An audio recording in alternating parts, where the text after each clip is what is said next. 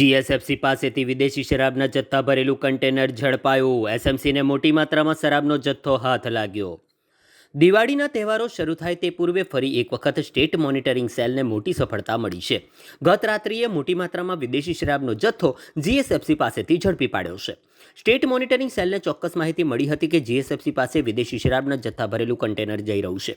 જે ચોક્કસ માહિતીને આધારે સ્ટેટ મોનિટરિંગ સેલની ટીમે વોચ ગોઠવી કન્ટેનરને ઝડપી પાડ્યું હતું. તેમાં તલાશી લેતા બંધ બોડીના કન્ટેનરમાં પ્લાસ્ટિકની લાકડાના ભૂસા ભરેલી ગુણો મળી આવી હતી.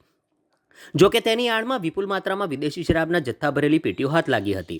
જે કન્ટેનરને એસએમસીની ટીમે છાણી પોલીસ મથક ખાતે લાવી મુદ્દામાલની ગણતરી શરૂ કરી હતી.